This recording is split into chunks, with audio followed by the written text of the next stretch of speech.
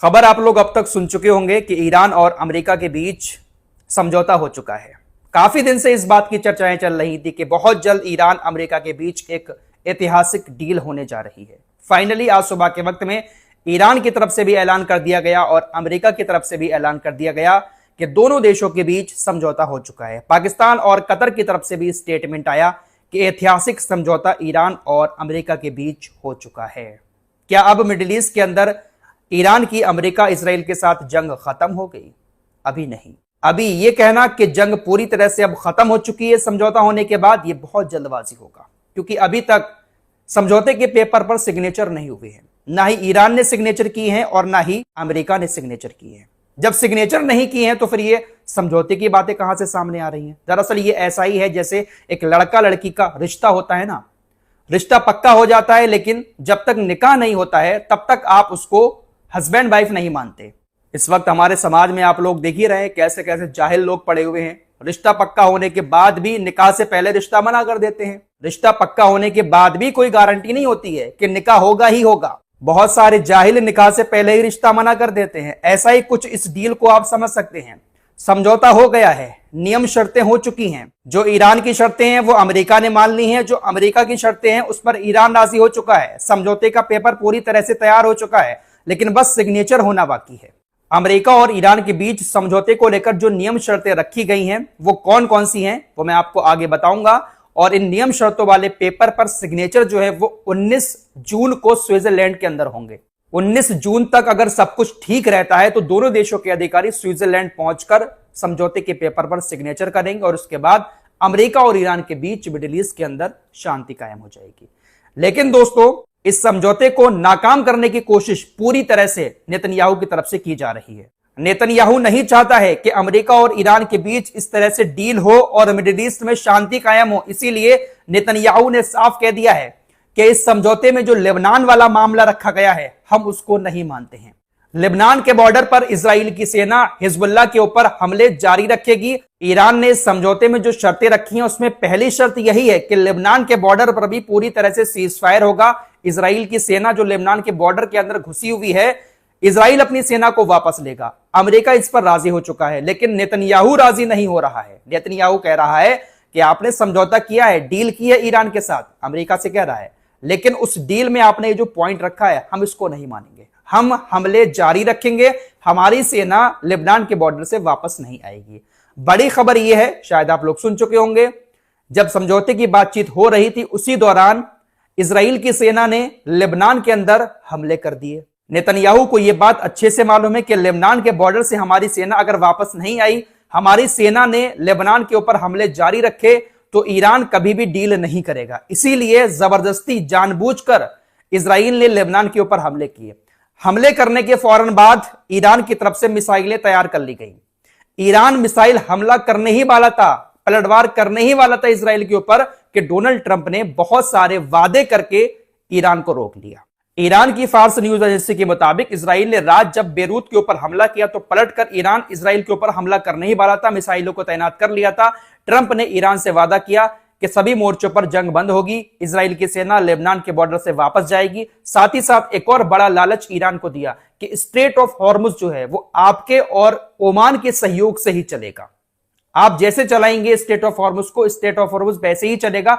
हम आपसे वादा करते हैं लेकिन आप इजराइल पर हमला मत करो। बाकायदा ईरानी मीडिया की तरफ से यह रिपोर्ट दी जा रही है, जिसके बाद ईरान ने अपने हमले को रोक दिया। लेकिन बेंजामिन नेतन्याहू और डोनाल्ड ट्रंप के बीच सब कुछ ठीक नहीं चल रहा है। बेंजामिन नेतन्याहू डोनाल्ड ट्रंप की बात नहीं मान रहा है। डोनाल्ड ट्रंप समझौता करना चाहता है, लेकिन नेतन्याहू यह चाहता है कि समझौता ना हो और ईरान के ऊपर दोनों लोग मिलकर हमले करें, लेबनान के ऊपर भी हमले करें, क्योंकि नेतन्याहू को सिर्फ और सिर्फ जंग चाहिए है। जब तक जंग चलती रहेगी ये सेफ रहेगा, इसकी कुर्सी बची रहेगी, जेल जाने से बचा रहेगा। इसीलिए इसको सिर्फ जंग चाहिए है। लेकिन ट्रंप को यह बात समझ आ चुकी है कि ईरान को हरा पाना बहुत मुश्किल है, इसलिए ट्रंप किसी भी तरह से ईरान के साथ समझौता करना चाहता है। मैं आपसे यह बात इसीलिए कह रहा हूं कि जब तक सिग्नेचर नहीं हो जाते, सारे नियम कानून शर्तें लागू नहीं हो जाती, तब तक यह कहना जल्दबाजी होगा कि मिडिल ईस्ट में शांति हो चुकी है। क्योंकि अभी 4-5 दिन है और इन 4-5 दिनों के अंदर इजराइल हर कोशिश करेगा कि कैसे भी करके ईरान को उकसाया जाए और इस डील को खत्म किया जाए। आप लोग देख लेना, 1-2 दिन के अंदर ही इजराइल की तरफ से लेबनान के ऊपर बड़े हमले किए जाएंगे। इजराइल ने इससे पहले भी 5 बार अमेरिका और ईरान के बीच डील को नाकाम किया है। 3 बार जो बाइडेन के शासन में ईरान और अमेरिका के बीच डील फाइनल हो चुकी थी, लेकिन इजराइल ने उसको नाकाम कर दिया। 2 बार नेतन्याहू ने डोनाल्ड ट्रंप के कार्यकाल में ईरान और अमेरिका की डील को नाकाम किया है। इसमें कोई बड़ी बात नहीं है कि अब ये जो समझौता हुआ है ईरान और अमेरिका के बीच, इस समझौते को भी नेतन्याहू किसी न किसी जरिए नाकाम कर दे, क्योंकि आप लोग तो ये बात अच्छे से जानते हैं कि नेतन्याहू के नीचे, इन यहूदियों के नीचे दुनिया के बड़े बड़े नेता दबे हुए हैं। एप्स्टीन नाम तो आपने सुना ही होगा। हो सकता है कि उसी का डर दिखाकर मोसाद एक बार फिर से डोनाल्ड ट्रंप को अपनी बात से पलटवा दे। डोनाल्ड ट्रंप ने ईरान के साथ जो समझौता किया है, अगर नेतन्याहू की वजह से यह समझौता अब खत्म होता है तो दुनिया को फिर इस बात पर यकीन कर लेना चाहिए कि इन यहूदियों ने दुनिया के हर एक नेता को कहीं ना कहीं किसी ना किसी जाल में उलझा रखा है। आपकी स्क्रीन पर यह जो शख्स दिखाई दे रहा है, यह अमेरिकी नेशनल काउंटर टेररिज्म सेंटर का एक प्रमुख हुआ करता था। इसका नाम जो कैंट है। एक बहुत बड़े पद पर यह अमेरिका के अंदर था, लेकिन इसने इस्तीफा दे दिया। इसने इस्तीफा देते हुए कहा कि डोनाल्ड ट्रंप बेवजह मिडिल ईस्ट में ईरान के साथ जंग कर रहे हैं, जबकि ईरान से अमेरिका को किसी तरह का कोई खतरा नहीं है। डोनाल्ड ट्रंप सिर्फ और सिर्फ इजराइल की खातिर ही ईरान के साथ जंग कर रहे हैं। ईरान अगर परमाणु हथियार बना भी लेता है, उससे अमेरिका को किसी तरह का कोई खतरा नहीं होगा। इस बेवजह की जंग की वजह से मैं इस्तीफा देता हूं। एक बहुत बड़े पद पर यह शख्स था, लेकिन इसने इस तरह से इस्तीफा दे दिया। इसने एक बार फिर से कहा कि देखिए, जो समझौता हुआ है ईरान और अमेरिका के बीच, ये एक बहुत अच्छी पहल है और एक बहुत अच्छा फैसला है। अगर अमेरिका इस फैसले पर टिका रहता है और इस समझौते को ईरान के साथ हमेशा के लिए लागू रखता है, तो सबसे पहले अमेरिका को इजराइल को सैन्य मदद देना बंद करनी होगी। इजराइल को अमेरिका जो खुफिया जानकारी देता है, वो खुफिया जानकारी देना बंद करनी पड़ेगी। अमेरिका अगर इजराइल को मदद देना बंद कर दे तो ईरान और अमेरिका के बीच समझौता टिका रहेगा। बिल्कुल सही बात बोली है। एक तरफ डोनाल्ड ट्रंप समझौता भी करता है, दूसरी तरफ कार्गो विमान भर भर कर हथियार भी इजराइल को देता है। फिलहाल ऊपर ऊपर तो डोनाल्ड ट्रंप नेतन्याहू से काफी खफा नजर आते हैं, लेकिन अंदर अंदर क्या चल रहा है इन लोगों के कुछ समझ नहीं आता है।